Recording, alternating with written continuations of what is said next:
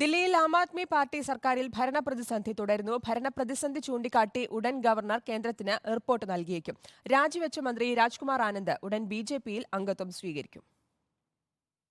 ദില്ലിയിൽ തീഹാർ ജയിലിൽ കിടക്കുന്ന മുഖ്യമന്ത്രി അരവിന്ദ് കെജ്രിവാളിന് സർക്കാരിന്റെ ദൈനംദിന പ്രവർത്തികളിൽ ഏർപ്പെടാൻ കഴിയുന്നില്ല. രാജ്കുമാർ ആനന്ദ് മന്ത്രിസ്ഥാനം രാജിവെച്ചത് ഗവർണറെ അറിയിക്കാനോ രാജ്കുമാർ ആനന്ദിന്റെ വകുപ്പുകൾ മറ്റു മന്ത്രിമാർക്ക് വീതം വെച്ച് നൽകാനോ കെജ്രിവാളിന് സാധിക്കുന്നില്ല. ഭരണപ്രതിസന്ധി കോടതിയിലെത്തി മറികടക്കാനാണ് ആം ആദ്മി പാർട്ടി നീക്കം. കെജ്രിവാളിന് അഭിഭാഷകനുമായി കൂടിക്കാഴ്ച നടത്താൻ കൂടുതൽ സമയം അനുവദിക്കണമെന്ന ആവശ്യം തള്ളിയ കോടതി ഇക്കാര്യത്തിൽ എന്ത് നിലപാട് സ്വീകരിക്കുമെന്നതാണ് പ്രസക്തമായ ചോദ്യം. വിജിലൻസ് ഡയറക്ടറേറ്റ് അരവിന്ദ് കെജ്രിവാളിന്റെ PA സ്ഥാനത്ത് നിന്ന് നീക്കിയ വിഭവ് കുമാർ ഇന്ന് അഡ്മിനിസ്ട്രേറ്റീവ് ട്രിബ്യൂണലിനെ സമീപിച്ചേക്കും. ഭരണപ്രതിസന്ധി മുൻനിർത്തി ദില്ലിയിൽ രാഷ്ട്രപതി ഭരണമെന്ന ആവശ്യം ശക്തമാക്കാനാണ് BJP തീരുമാനം. ഭരണപ്രതിസന്ധി ചൂണ്ടിക്കാട്ടി ലഫ്റ്റനന്റ് ഗവർണർ കേന്ദ്രത്തിന് റിപ്പോർട്ട് നൽകിയാൽ ദില്ലി രാഷ്ട്രപതി ഭരണത്തിലേക്ക് പോകും. മറ്റ് പാർട്ടികളിലേക്കില്ല എന്ന് വ്യക്തമാക്കിയാണ് രാജ്കുമാർ ആനന്ദ് മന്ത്രിസ്ഥാനം രാജിവെച്ചതെങ്കിലും ഉടൻ BJP അംഗത്വം സ്വീകരിക്കും. ദില്ലിയിൽ നിന്നും പഞ്ചാബിൽ നിന്നും കൂടുതൽ നേതാക്കൾ BJPയിൽ എത്തുമെന്നാണ് പുറത്തുവരുന്ന വിവരം. റിപ്പോർട്ടർ, ദില്ലി.